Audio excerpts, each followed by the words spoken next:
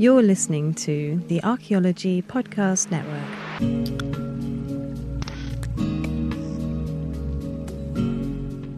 Welcome to Heritage Voices, episode 13. I'm Jessica Uquinto, and I'll be your host today.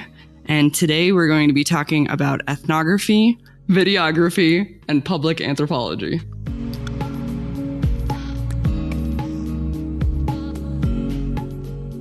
So today we have Dr. Sean Gantt on the podcast, and Dr. Gantt is the Acting Director of Education at Crow Canyon Archaeological Center. After receiving his PhD at the University of New Mexico, he was a postdoctoral fellow at Brown University and Indiana University. He specializes in visual and public anthropology from ethnographic, archaeological, and documentary film perspectives in the southeastern and southwestern United States. His dissertation focused on Choctaw lifeways and cultural preservation. He is of Choctaw descent. So welcome to the show, Sean. Thanks for having me. All right. Well, I've been wanting to have Sean on the show for a while. First of all, just because I'm an ethnographer, and so it's always nice to get to have another ethnographer on the show. And it's nice too because Sean he's actually done a field school in archaeology. So he's got a lot of background in ethnography and archaeology, cultural preservation, education, all around across the board. So I guess where I'd like to get started today is just, growing up, what got you interested in this kind of work? Yeah, so the first thing that kind of drew me to anthropology was really growing up trying to understand my own situation and my own kind of where I fit into things. And growing up, I participated in the intertribal powwow scene, and I'm a grass dancer. But I didn't grow up in Mississippi. I didn't grow up in Choctaw communities. So my experience when I was younger was more kind of from the perspective of being involved in more like pan-Indian or pan-tribal kind of activities like powwow. And I always found myself kind of in the position of being a phenotypically fairly white-looking individual who participated in the intertribal powwow scene and trying to negotiate my own identity and how I fit into that space. And so I feel like I was an ethnographer from the very early days of my life, trying to understand those things. And I honestly didn't even know it was called anthropology until I got into college because, I'd never really heard that term before. But I was in a kind of special program at my high school that was it was interesting because it was an integrated thing where we had multiple teachers who worked together. It was called the Discover program. And the idea was that the different classes kind of fed into each other and they were kind of jointly taught. And anyways, one of my teachers, Bill Strong, had a class called Theory of Knowledge.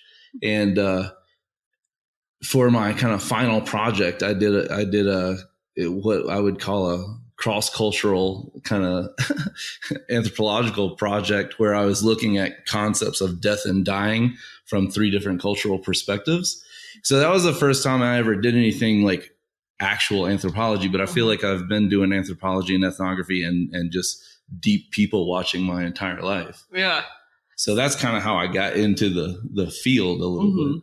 So when you got to college, was there sort of a moment when you were like, hey, wait a second, this is an actual thing that people do? And yeah, because I when I started at Davidson College, where I went for undergrad, I thought I was going to be a biologist. And so I was taking a lot of biology classes. And because it's a liberal arts college, there are requirements for taking other courses in other fields. And so I took a course on human evolution.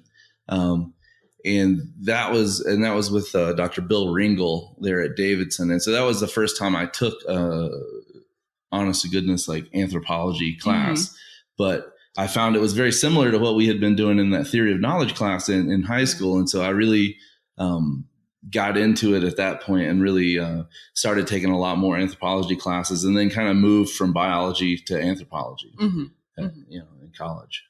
So, and then from there, what made you go in the specific direction within anthropology that you ended up going in? I mean, because you kind of dabbled in a lot of everything. Right. Mm-hmm. Well, and I think this is true of a lot of people that you meet that are in kind of archaeological interpretation or education or some of these other types of fields. It's not always a real clear path to this kind of career. So I kind of dabbled around with a lot of different things. And I'd say the single most direct connection was that while I was in grad school, I got a position with the Forest Service, basically being an interpreter, but managing the Tijeras Pueblo site out in east of Albuquerque. And so while I was working for the Forest Service, I got training in kind of Park Service style interpretation and got involved in a lot of those kind of projects. And that was the first time I really got involved in kind of archaeological education or interpretation. Before that, most of my training had been in cultural anthropology and Native American studies, which is really what my degree from UNM is, kind of a hybrid between Native studies and anthropology, because 3 out of the 4 committee members on my dissertation committee were actually either joint appointments in Native studies and anthropology or directly from Native studies. And that's the whole reason I went to UNM anyways, was because it had a strong Native studies and anthropology departments. So working for the Forest Service got me into kind of working with archaeology and specifically doing archaeological interpretation and education. And I found it to be really rewarding because if you really think about it, waiting till people are adults to kind of engage them in this conversation about why archaeology matters, why, protecting our shared history matters. If you wait till they're adults, they already have a lot of preconceived notions and kind of baked in ideas. But I think if you can catch those people when they're young, and specifically when they're kids, and do these kind of programs, I want to believe that sets them up to be more open to thinking about these things throughout their life. And then once they become adults and are voting and participating in civil society and having impacts on these things, that they've had a lot longer to think about and they're not quite as opposed or have such preconceived notions baked into their kind of way of thinking about those things. So I think it's really important to do that. Right. So is that basically what led you to working at Crow Canyon? Yeah. So like you said, and when you were reading my bio, after I finished, at UNM, I did bounce around and do a couple of different postdoctoral fellowships. And when this opportunity at Crow Canyon came up, when I saw the announcement for this position, I was really excited because I felt like it was going back to kind of what I was doing for the Forest Service, but on a much larger scale and with a lot more infrastructure and resources behind it. It's sort of like what I was doing at Tijeras, but like supercharged. So I was really excited to get back into that type of work. And also I began to learn more about the certainly the Research One University system and how that works as a faculty member doing those postdocs. And I think something like this is a little more grounded, and where I'm working with the public, I think is probably where my heart is. Not to say that the academic there's anything wrong with that, but it's very intense, and it really is about research production and publication. Right. And I think a lot of times less about actually making connections with people and changing people's minds or opening them up to new ideas. So I found that a little bit difficult. Right. But I had good experiences at both Brown and IU, but this opportunity I thought really fit in with what I wanted to do. And how I thought I could make the greatest contribution. So right. So what kind of contribution are you hoping to make at Crow Canyon? What would be your long-term goal for your work there? Well, so I mean, the first thing is to continue the programming that we have now and try to keep working on that and make that as good as possible, and have that experience be the best it possibly can be for the folks that come, whether they be kids or adults, to do our programs. So I guess actually before we go too far into it, maybe you should explain what Crow Canyon is. I feel like I've mentioned it maybe a little bit briefly on the podcast before, and we are hoping to also eventually have another interview on their American Indian program specifically. But maybe if you could give just kind of a general overview. Yeah, so Crow Canyon Archaeological Center is a research and education center. We focus on three main mission goals, that being doing long-term archaeological research, doing educational programs of all sorts, and working with local tribes and nations to do projects in their communities or that are of benefit to their community. So those are our three main mission areas. And so I kind of run the education side of that. And we have, 2,000 or more kids a year come through on like school programs of various types, anything from 1 day, just popping over for the day, to full 5-day programs where the kids actually learn the archaeological process, they learn the methodology and the ethics behind archaeology, and actually get to participate in our ongoing excavation projects. So we do a whole range of things. And in my side of our center, we mainly focus on the kids in school groups. And we also have teen camps and other activities like that in the summer.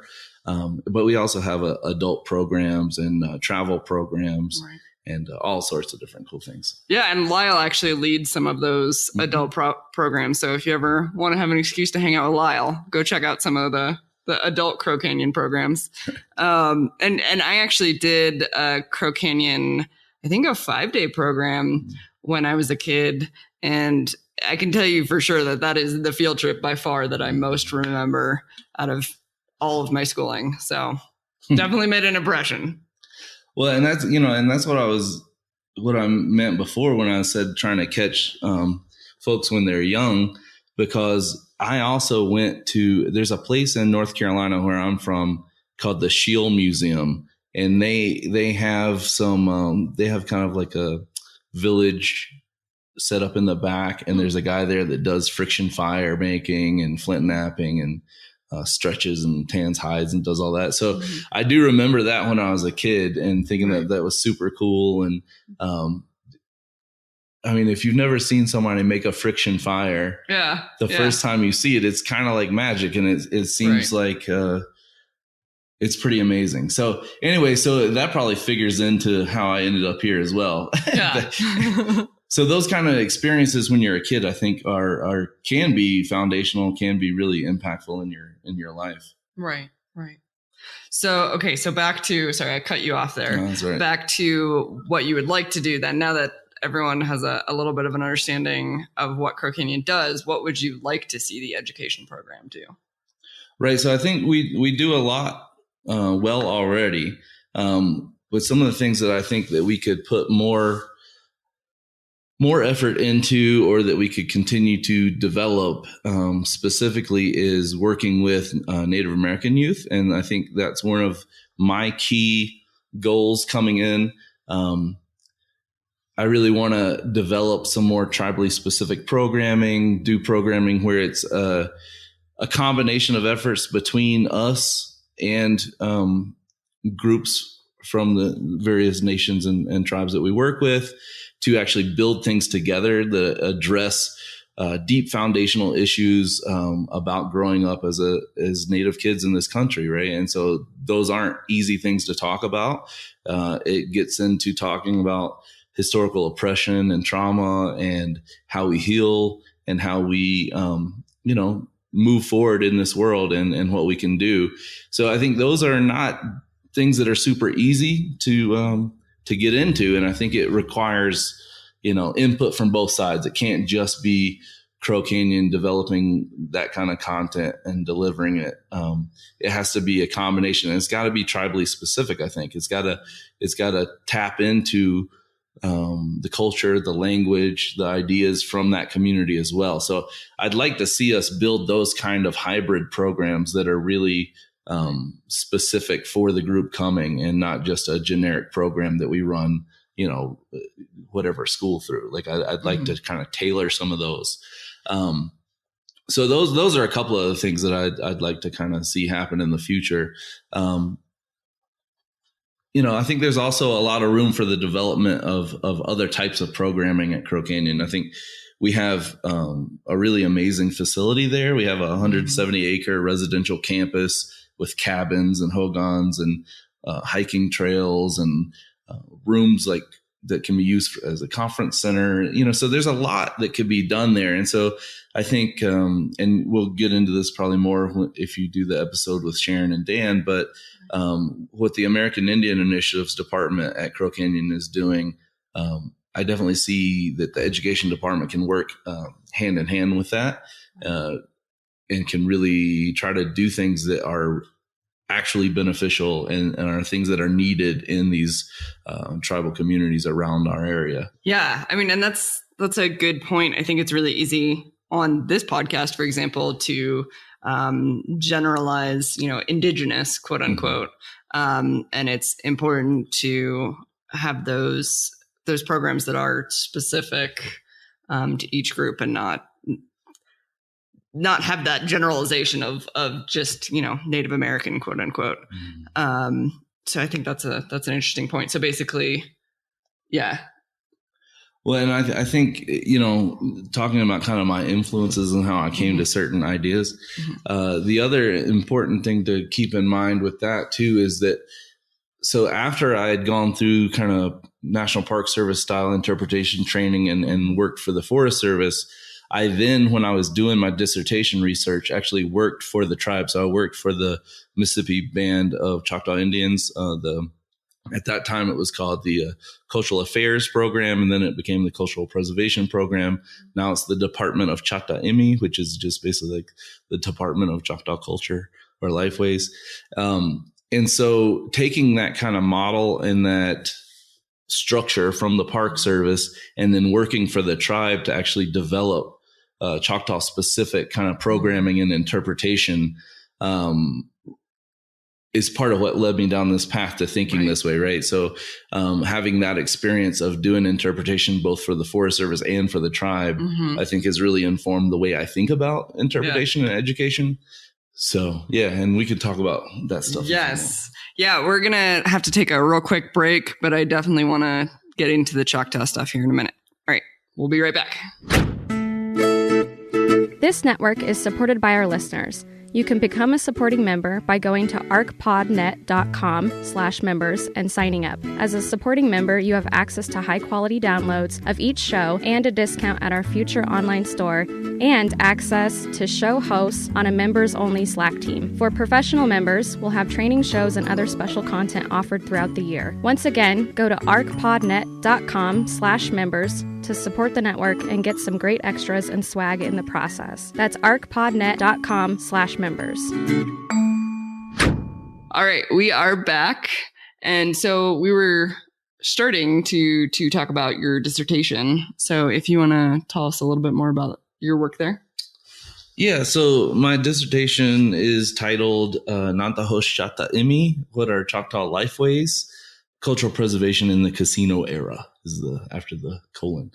And so really what I was looking at was what does cultural preservation look like in the casino era? The Mississippi Choctaw have been very effective and successful in all sorts of economic development, starting with manufacturing and then later moving into various forms of resort and tourism development.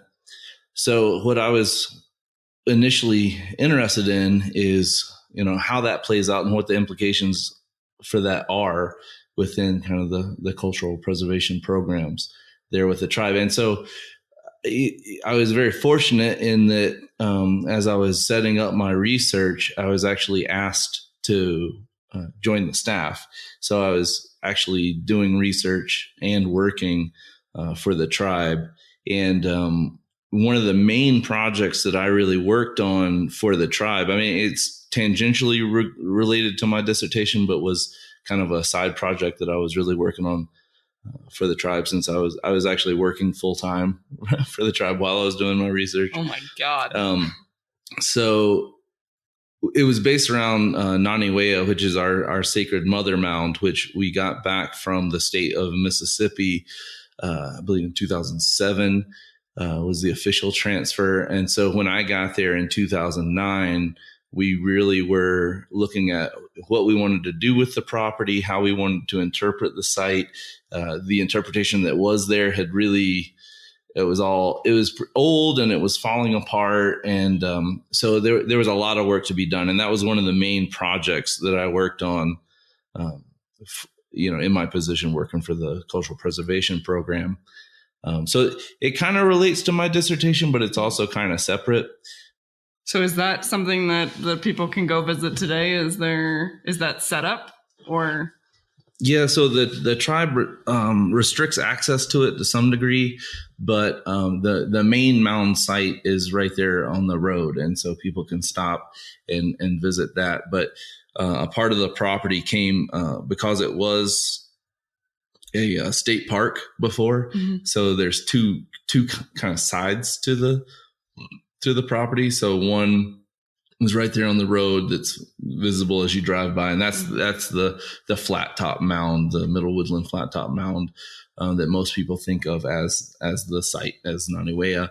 But over through the swamp, there's another really interesting geologic formation. It's actually a natural cave system, and it's right next to the headwaters of the Pearl River, which, based on my understanding of woodland and Mississippian archaeology, is probably why Nanih Waiya was built there.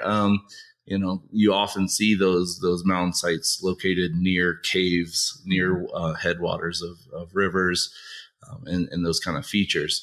So, and Nanih Waiya is really probably the most significant place in kind of Choctaw understanding, because all of our origin stories trace back to that specific place. So it's a really important place. And the cave and all the other things on the other side are, from a Choctaw perspective, equally important to the actual mound itself, because it's all a part of the same place to us.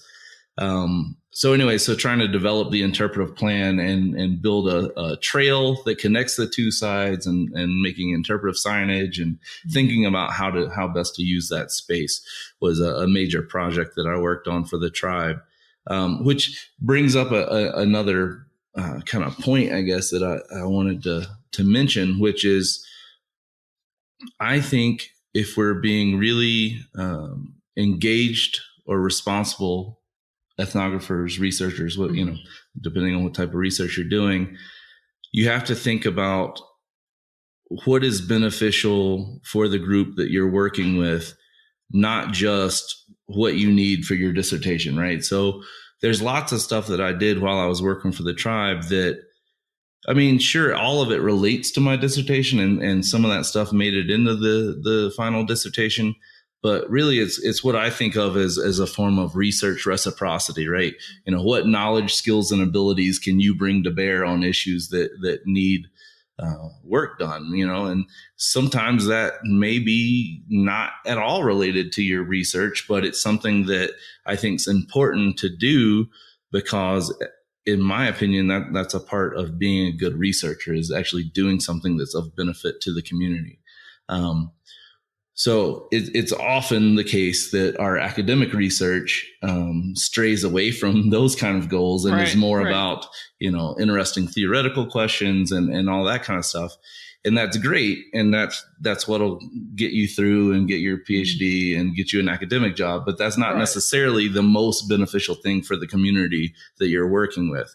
So I always try to, any kind of research project that I'm working on, I try to think, well, what do I need for the academic side, but what do I also need to do to feel like I'm contributing something of value so that it's not just a one way, we're always taking knowledge, Right. we're always taking information, but it's an actual exchange, and it's much more reciprocal in nature, which fits more into kind of Choctaw beliefs and ways of thinking about things in general, right? Mm-hmm.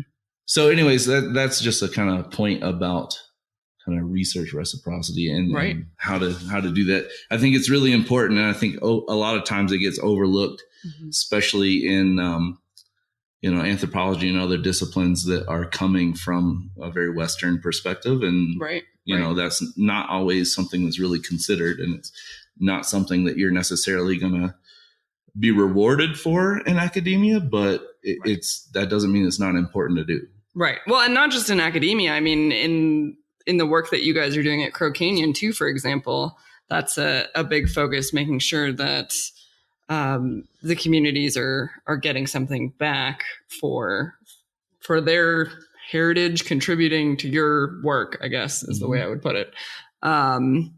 So it's not just research, but I guess in everything that we do in these kinds of fields.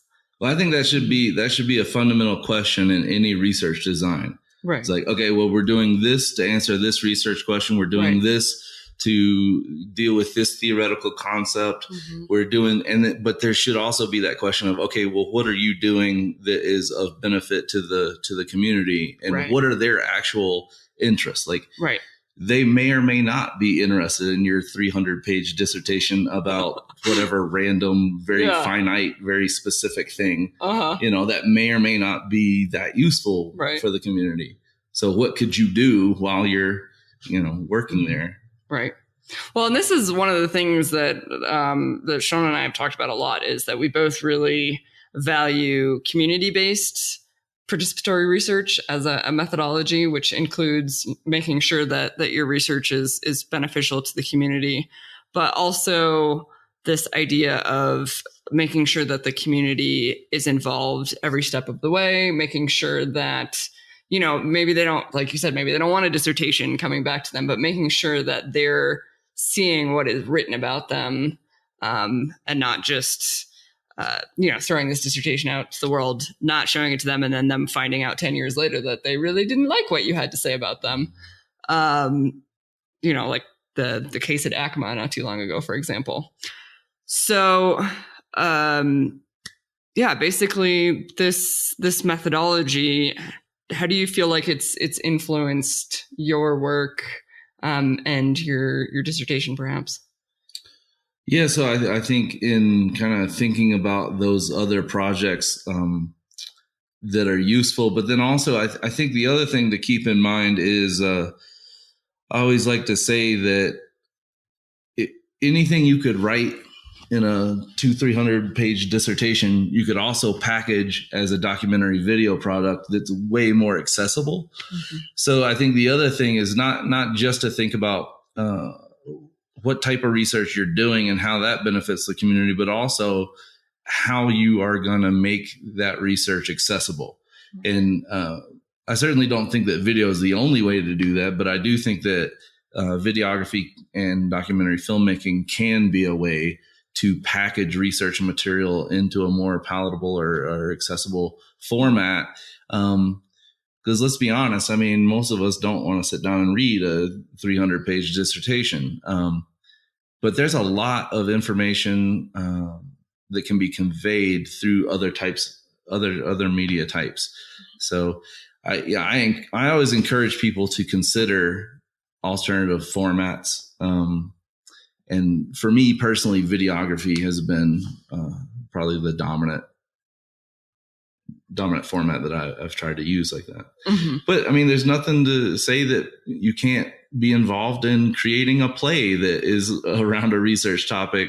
I mean, one of the things that we did while I was working for the cultural preservation program is we wrote and performed a play about Choctaw history from the perspective of Nanih Waiya. So the whole play was from the mound's perspective. Cool. And it was performed at the Choctaw Fair, and then again at the Nanih Waiya Day celebration because it was so popular. People wanted to see it. That's awesome. So I mean, to me that should be evaluated in a similar way as writing an academic paper in jargon that nobody can understand. I mean, those things are important too. Mm-hmm. So, okay. I mean, both of those sound really interesting. I love the play example. That's amazing. Especially because then I imagine you were engaging community members. They were the ones like, yeah, they were the actors. They were it was written by community members. Awesome. You know, I worked in the props department, you know, like, so. Yes. So yeah, between that and then also just videography always seems like such a popular method and something that tribes, from my experience, seem to want to participate in because it's something they feel like they can get their kids to sit down and pay attention to. You know, like you put somebody on a screen and all of a sudden they're famous, you know, like they're elder and all of a sudden there's a different relationship there.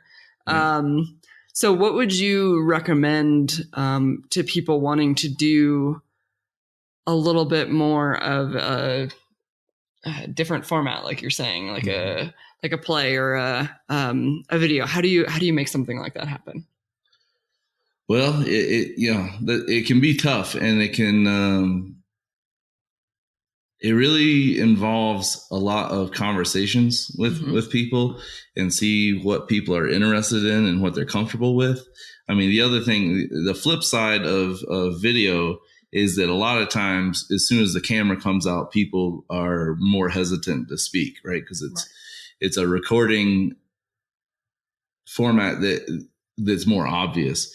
A lot of times, if you're doing an interview like we're doing right now, and you have a microphone, sure, we're aware the microphone's there, but it's not the same thing as having a camera pointing at you. So, one of the things that I think is, if you're going to be effective in doing visual anthropology and video recording interviews and things like that, is it can't be the first interaction. You've got to really get to know the people you're going to interview in multiple arenas beforehand. And then also be open to the fact that not everybody's going to feel comfortable with that or want to engage in that type of research practice. So it can be a little bit tough, and it takes a lot of time, but all good ethnography takes a lot of setup and time, right? I mean, you never walk into a situation and do an ethnographic research and just like hit the ground and start running. Usually it's not till you've been in the field, living in the community for like a year or so, that you start getting a deeper level of information. People trust you more. So like any other ethnographic process, it just takes a lot of groundwork and setup. And then, you know, thinking about what the end product is. You know, I think a lot of people, when they start with videography, just think, well, I'll just shoot everything and then I can pick through it and edit later. But really, that's not the best way to go about it. You really want to have some idea of what the product you're making is, and what, you know, and what's necessary for that end product as you're shooting, instead of the old approach of just record everything and then, you know, cobble something together out of it. So, I mean, that might mean that you do interviews with people, or at least do a first round of interviews with people, and then go back and maybe have certain things that you talked about in the first round of interviews that you then come back to in a much more structured way, for kind of the purposes of the end product. And that can feel kind of like weird sometimes, asking people to repeat things or to rephrase things or whatever, but it will benefit the end product of the video you're making immensely if you take the time to do those things. Yeah. And Sean has quite a bit of experience doing videography in different formats, not just the specific setting that we're talking about. And I'll include his website about his videography work in the show notes as well. But another consideration that I'd be interested to get your perspective on, in terms of doing videography or something related like that, like a podcast, say, is this concept of informed consent. And, you know, so, for example, another aspect other than just informed consent is, you know, do you send videos back, for example? How do you handle some of those tricky subjects? So I think that is a good point. Regardless of how you're doing your research, I think having people have the opportunity to look over either transcripts or videos or whatever it is you're producing is an important component of that. I mean, even if you're just audio recording, right, letting people either read the transcripts or listen to it or whatever, I think that's an important process that we need to do.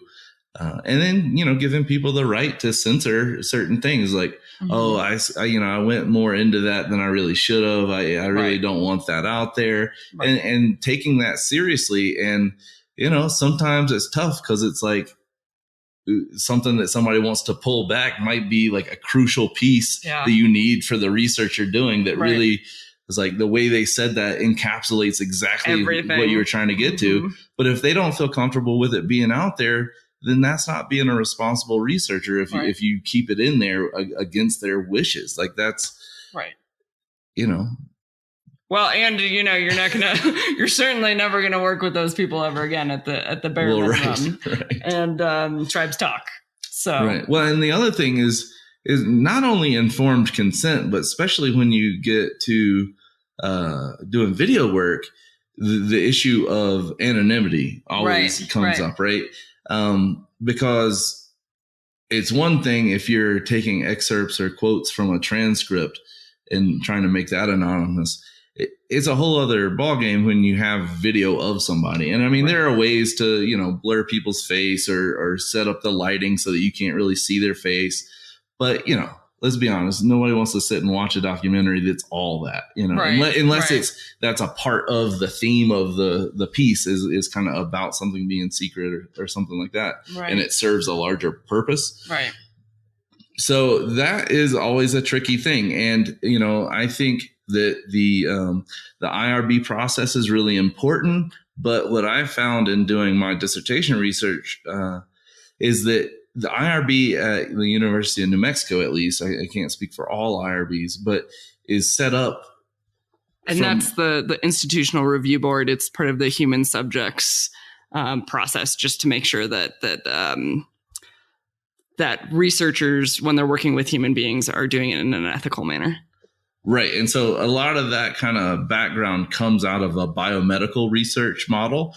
And so some of these things like, the assumption of that you're going to make everybody anonymous in your research, that you're going to do written informed consent forms, all those kind of things are based on a very biomedical kind of type of research, and they may or may not be appropriate in the research you're doing. Right. So I had a bit of a hard time getting the IRB at UNM to sign off on waiving written consent, which was a big one, and doing just verbal consent recorded on whatever medium I was, using for the interview.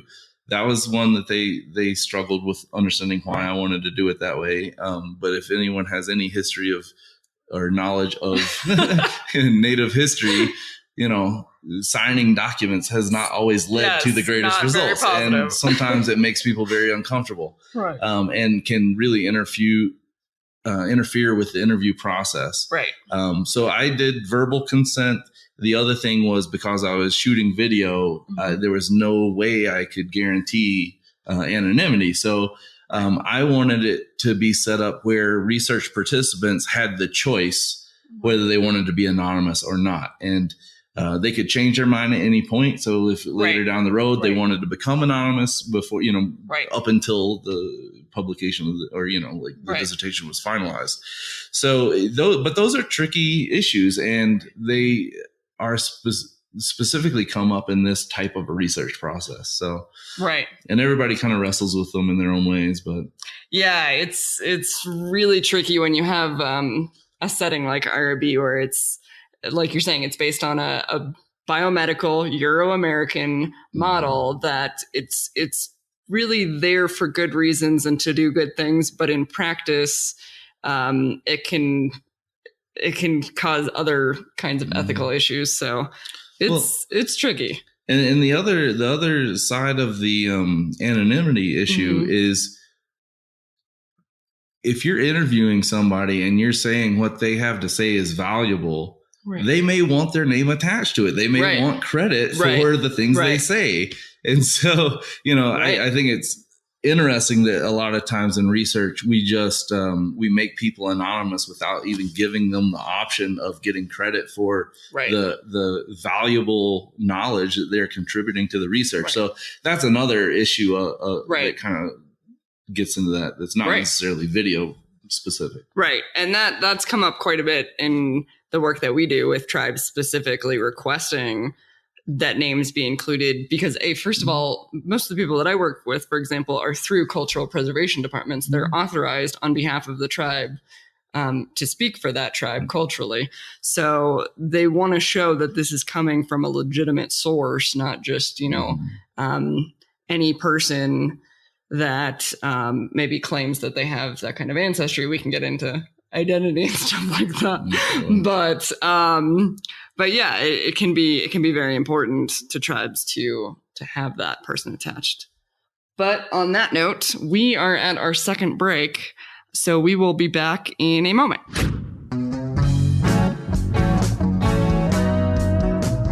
Hey, podcast fans, check out the ARC365 podcast at www.arcpodnet.com/ARC365. That's ARCH365 for your daily dose of archaeology. Each episode is less than 15 minutes long, and we have some great guests recording about awesome archaeology. We also try to throw in some definitions and basic archaeological information. So, check out the 365 Days of Archaeology podcast only in 2017 at www.arcpodnet.com/ARC365 today.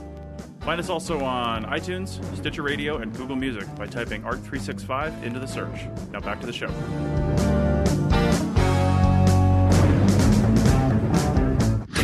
All right, and we are back. So, okay, we were just talking about human subjects or informed consent, things like that, about how the structure within anthropology can sometimes not quite fit in a Native American indigenous setting. So I guess I want to move a little bit onto some of the larger issues within anthropology and how we can improve as a discipline and be more inclusive. And actually, it was kind of interesting. I was looking through Twitter the other day, and I think it was at Archaeomapper, who was tweeting from the SHAs, and she was tweeting about this session on, I want to say it was decolonizing archaeology, something along those lines, kind of a session. But one point that someone made within the session that she was tweeting was that focusing on diversity and inclusion within anthropology is not really enough, and that we need to be focusing first on anti-racism within anthropology, or basically just it's not enough to just get more diverse people into anthropology. We need to fix the basics that are there right now first. So just, I guess, starting with that, curious to hear your thoughts on anthropology as a discipline, especially since you've done a lot with Native American studies as well, on how you think that we can improve as a discipline. Yeah. So, I started in anthropology, and even though in grad school, most of my dissertation committee members were coming out of either a Native Studies or Native Studies and anthropology kind of position, I chose to remain within anthropology. And part of that is because I think in terms of methodology, it's really strong. I think ethnography is a really powerful tool to tell people's stories, and it's a level of engagement in the research process that's deeper than most other types of research methodologies. So I think it lends itself, honestly, to doing that kind of engaged research. Now, the history of the discipline, though, has, I don't think anybody would disagree that anthropology has a very colonial kind of beginning and has remained that way quite a bit, I'd say, even to this day. So there definitely are aspects of the history of anthropology that make it sometimes feel not like necessarily a safe space for Native, Indigenous, or other minority folks. Right. I don't think anthropology has always done the best job of reaching out and cultivating relationships with those communities. It's tended to be the researcher subject type binary situation. And I think that's one of the things that's really important with, the development of indigenous archaeology or other strains of kind of research practices and ideas within anthropology. So I think we're making good progress in that direction. But yeah, it's not just about, well, can we hire another Native person in this department, or can we get another Native grad student in this? Because until some of those fundamental practices and ideas within the discipline start to shift, you may have those folks in those departments, but that doesn't necessarily mean that the research that's being done is really changing all that much. So I think there's a lot of room for change and development and growth there within the larger academic discipline of anthropology. And I think, one of the things is going back and really honoring, revisiting our history and honoring those indigenous people that really made huge contributions to that earlier research that oftentimes is not even acknowledged. A lot of times people are listed as informants or whatever, but when you really go back and look at it, those people were actually driving a lot of the research that was being done. And I mean, whether you're talking like Lewis Henry Morgan or like Boaz or whoever, like they all could not have done the research they did without certain individuals who really facilitated their research and in a lot of cases informed the research questions and the, define the research project. So I think a lot of times those people go unnamed or don't get the same level of credit. So I think that's one place to start is like really looking at our history and acknowledging how important that has been. And then also like the early Native ethnographers. Somebody taken the time and started working on a project like that? There have been folks that have worked on those kind of things. And I don't, I remember there was one book that I have that's called Native Historians Write Back. And I'm trying to remember the guy's name and I'm blanking right now, but you could maybe put that in the show notes. Yeah. But so there have been people that have kind of tried to do some of that, maybe not as much in anthropology, more so in like history. But so I think there's a lot that we're doing well, but I still feel like that we're in the position that oftentimes Native and Indigenous students, when looking at options for what discipline to major in or where to go, like in the academic setting, still feel uncomfortable with anthropology to some degree. And some of that is informed by community members back home, either discouraging them from going into anthropology or just hearing stories about, things that happened in the past in a negative light. Oftentimes, anthropology is considered a 4-letter word in Native communities, because in the past it's always been extractive. It's always been like people coming in and from a Native perspective, kind of like stealing or taking knowledge out without doing anything really to give back. And so I think that's where kind of what we were talking about before about making research more reciprocal. I think if we build that more into our methodology and take that more seriously, that will start to change. And I think it has. I think people are more open to working with anthropologists now, and some of those preconceived notions are shifting. But it takes a lot of work, and I think that's where, again, working with Native youth and empowering them to find access points and career pathways into these kind of fields is really important, because especially if you're being discouraged from going down that road by maybe family members or whoever, it could be tough to even see anthropology as a viable career, Right.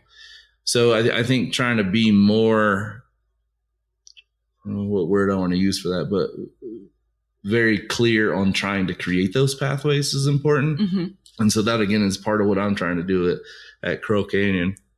But then also there's some real fundamental issues that a lot of times people don't take into consideration, like how many archaeology departments or anthropology departments have classrooms that are in the same building as collections facilities or where osteological remains are kept. Right. I mean, there are a lot of Native people that physically that learning space is not safe to go in because of its proximity to those remains.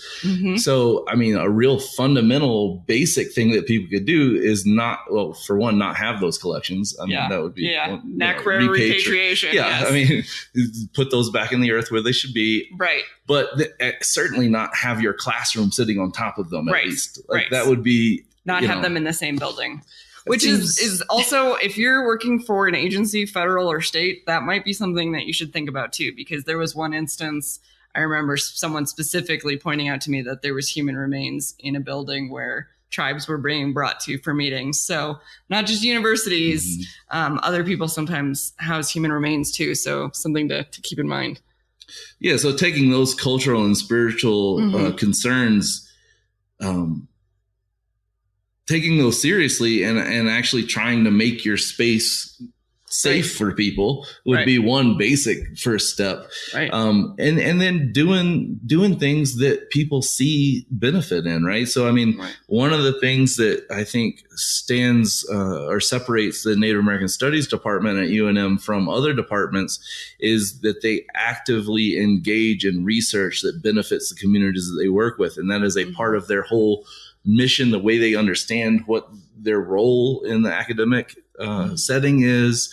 They're very specific about that and very conscious of training people to go back and do good work in their communities. Right. And I don't hear as much of that kind of stuff in anthropology usually. So I think those are, rethinking some of those things would be a good kind of first step. And I know we had talked a little bit before about conferences and kind of those academic spaces outside of the university setting.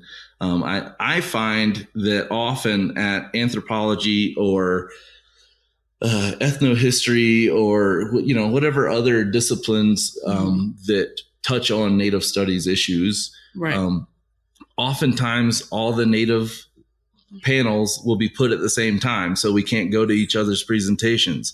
That's a real fundamental, and I would like to think that that's not intentional, but it is a definite pattern that people see and have noticed. And it makes us feel like we're segregated to this one time slot, as opposed to having space within that academic conference. And I think that has led people to seek and create other academic conference spaces, right?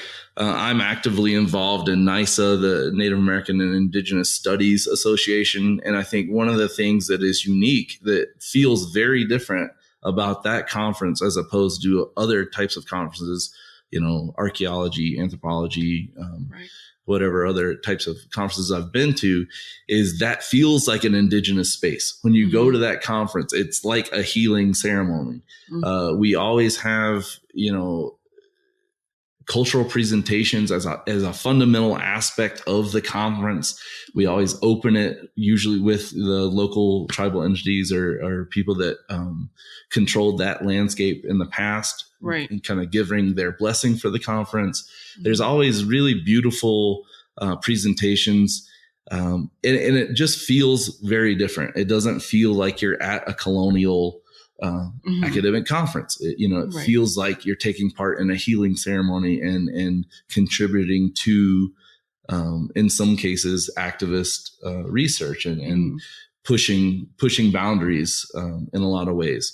And so that feels totally different. It is also probably the only conference I've ever been to where the majority of the conference participants and presenters are Native or indigenous, you know, of ancestry, you know, so it feels different to be in a academic conference space that is controlled by, run by, and populated by Native indigenous people. Right. And just the way the conference functions is totally different because of that.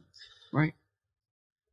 So I guess, is there something, I mean, for example, we've talked about, it was the AAAs, right? Where there's a whole group of anthropologists that basically split out from the rest of the conference. Oh, sure. That was essentially before we had a section in the AAA, because we didn't have a section for indigenous anthropologists until, I mean, I don't know when that was actually created, but it wasn't that long ago.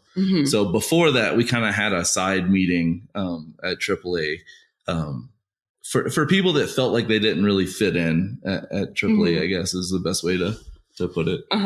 So I guess, what would you take from NASA or this separate group within AAAs that is now more of a formal group? What would you take to the rest of the conferences that you think could be something that the rest of them could do to make it a safer space, or have more of that healing type of feeling, I guess?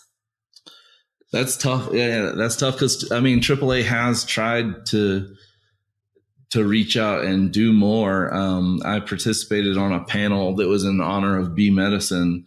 I don't know, that was several years back at AAA. So it's not like they're not trying to incorporate more of that.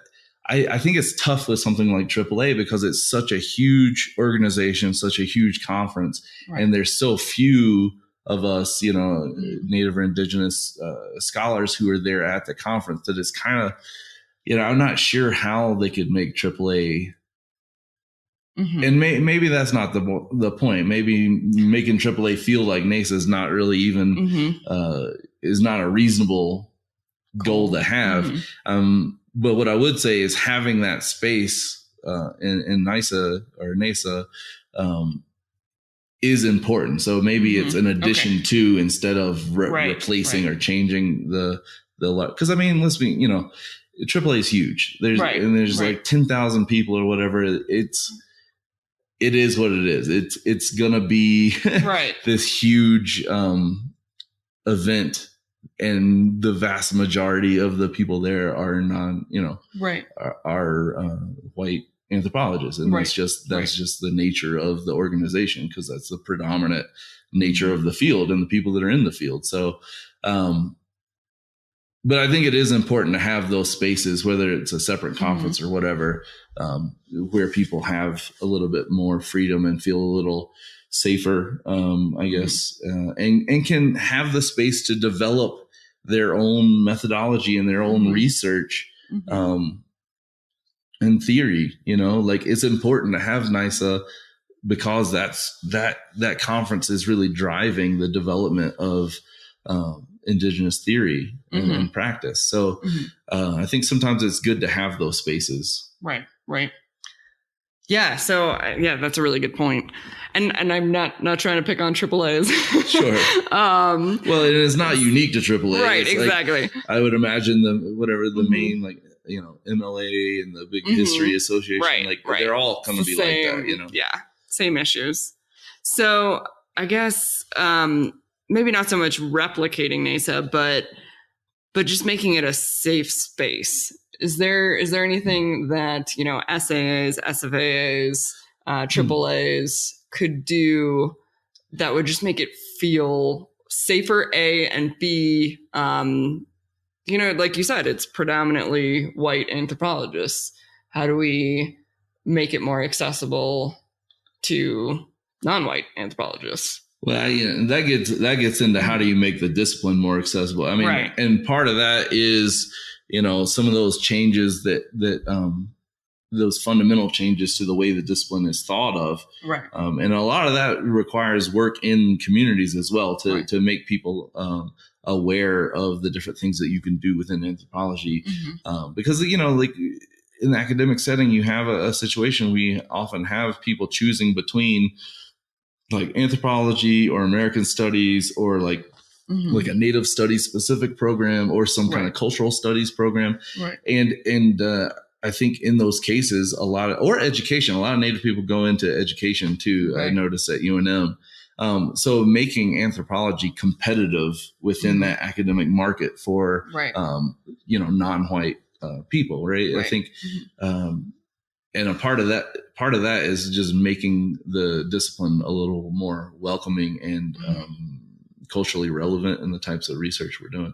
But to get back to your earlier point about what we can do at different conferences, there's a movement, and it comes out of kind of Native studies where people acknowledge the history of the landscape they're currently standing on when they open up whatever talk they're giving. And this is a practice that's been done for a long time within Native American and indigenous studies, but has not really been as common within anthropology.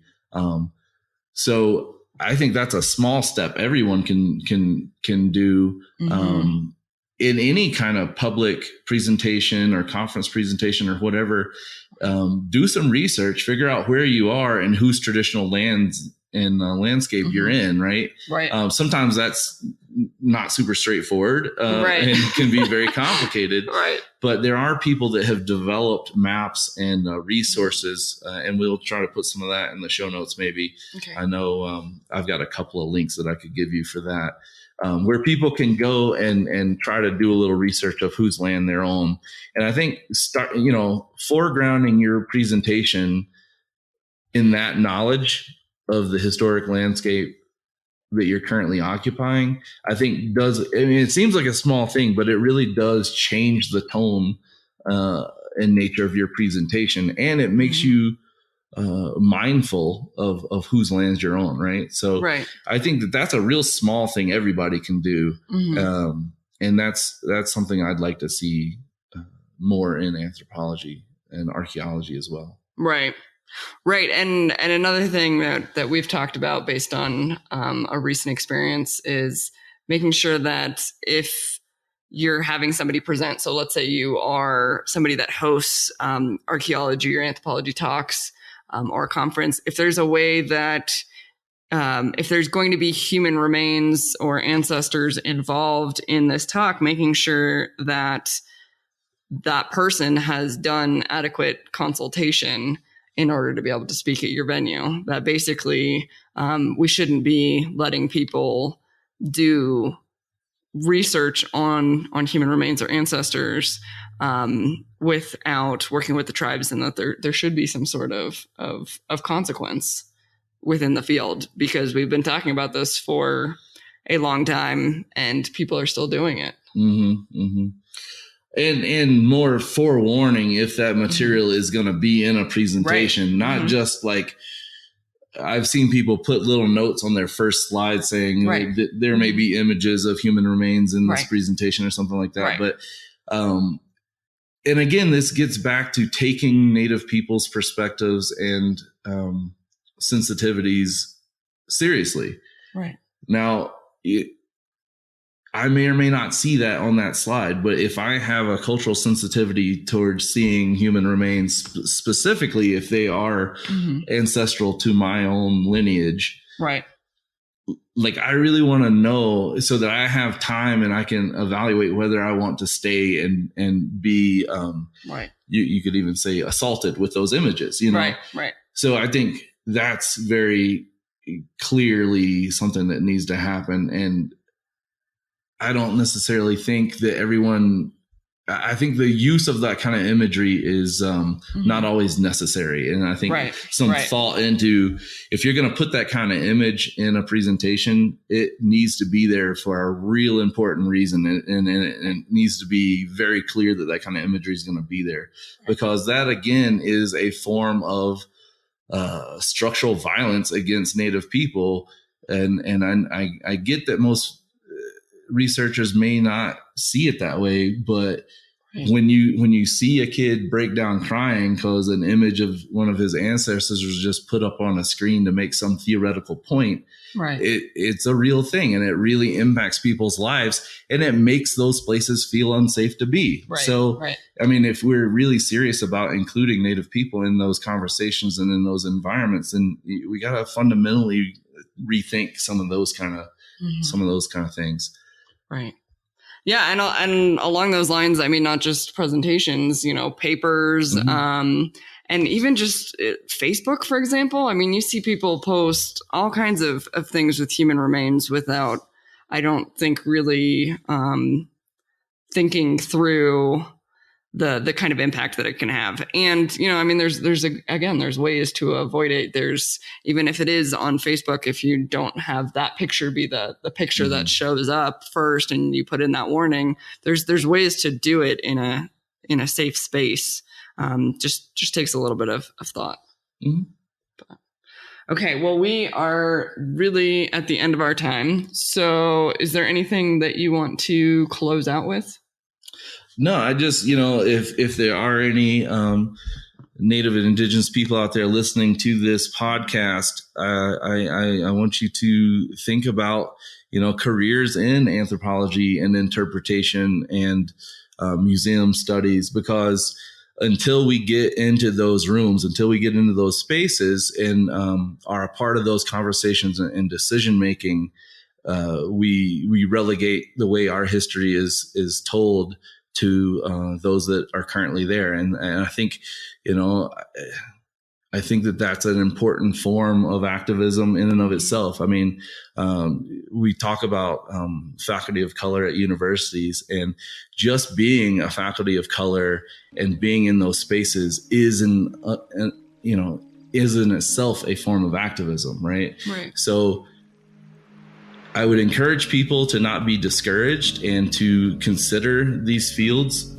as problematic as they might be, as potential career paths, because I really think that we have to get in there and do that work if we want things to change. Right. All right. Well, thank you so much for coming on. All right. Thank you.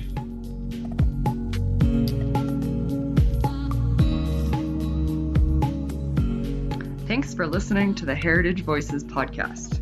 You can find show notes at www.archaeologypodcastnetwork.com/Heritage Voices.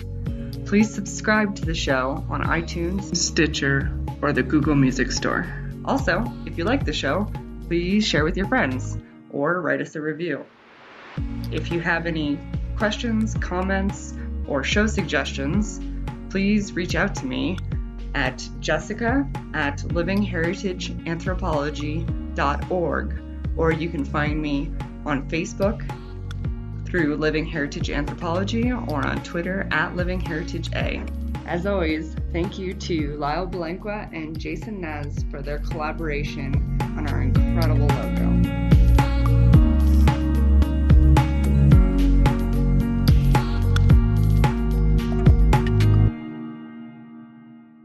This show is produced by the Archaeology Podcast Network, Chris Webster and Tristan Boyle in Reno, Nevada at the Reno Collective. This has been a presentation of the Archaeology Podcast Network. Visit us on the web for show notes and other podcasts at www.archpodnet.com. Contact us at chris@archaeologypodcastnetwork.com. Thanks again for listening to this episode and for supporting the Archaeology Podcast Network. If you want these shows to keep going, consider becoming a member for just $7.99 a month.